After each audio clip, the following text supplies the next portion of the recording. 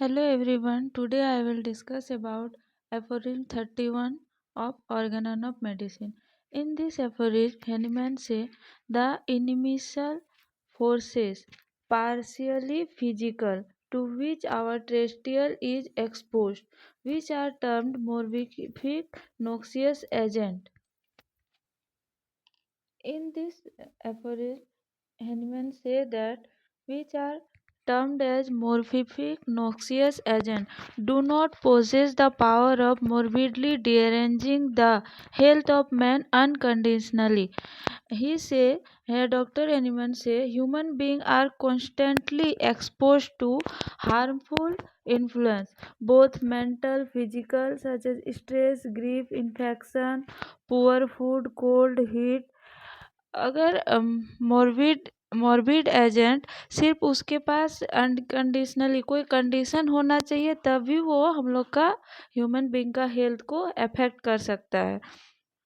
But we are made ill by them only when our organism is sufficiently disposed and susceptible to the attack of morbific causes that may be present and to be altered in its health, deranged and made to undergo abnormal sensation and function. Hence, they do not produce disease in everyone nor at all time. He say कि मोर्बिफिक agent ही सिर्फ डीअरेंज नहीं कर सकता है, उसके साथ मोर्बिफिक agent को हम लोग अपना बॉडी में ससेप्टेबल करेंगे तो ही वो हम लोग का हेल्थ को डीअरेंज कर सकता है. ह्यूमन बीइंग कॉन्स्टेंटली एक्सपोज्ड होता है मेंटल, फिजिकल, स्ट्रेस से, ग्रीफ से, कोई भी इन्फेक्शन हो गया, फिर हीट हो गया, पुअर फूड के कारण. जब मनुष्य हमेशा कुछ हानिकारक पावर जैसे कि कोई तनाव, शोक, डर अवस्था, वातावरण, गर्मी और फिर कुछ इन्फेक्शियस डिजीज ये सब आएगा और मोर्बिफिक एजेंट आएगा, दोनों साथ में रहेगा तो ही हेल्थ को अफेक्ट कर सकता है. सिर्फ मोर्बिफिक एजेंट हेल्थ को अफेक्ट नहीं कर सकता है. But this harmful forces can not always cause disease. ये हार्मफुल फोर्सेस जैसे कोल्ड हो गया, हीट हो गया, स्ट्रेस हमेशा डिजीज को काउज नहीं करता है, क्योंकि a person falls ill only if his and her body और माइंड इज ससेप्टेबल.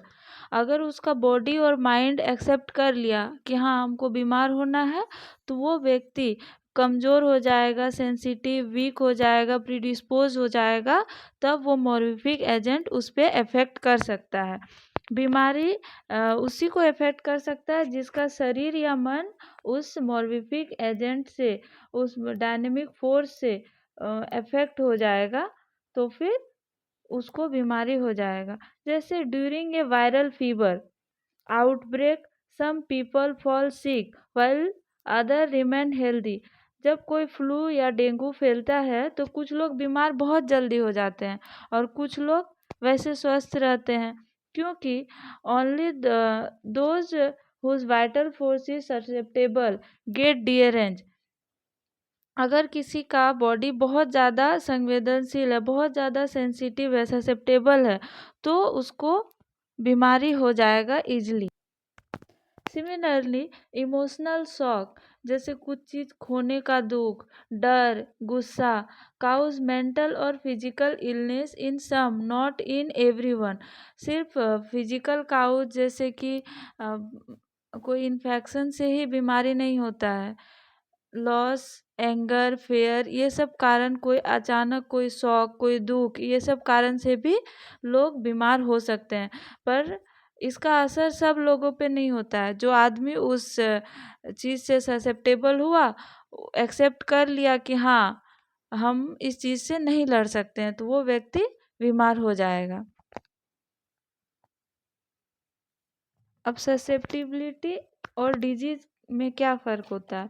अगर कोई मोर्बिक एजेंट आया, किसी का बॉडी में हार्मफुल फोर्स होता है, जैसे वायरस हो गया, कोई दुख हो गया, अचानक मौसम परिवर्तन से कोल्ड हो गया, तो अगर कोई वीक बॉडी है, बहुत सेंसिटिव माइंड है, तो उसमें ससेप्टिबिलिटी प्रेजेंट होगा, वो व्यक्ति में बीमारी हो जाएगा, उसका हेल्थ का स्टेट डीअरेंज होकर के डिजीज स्टेट में पहुंच जाएगा.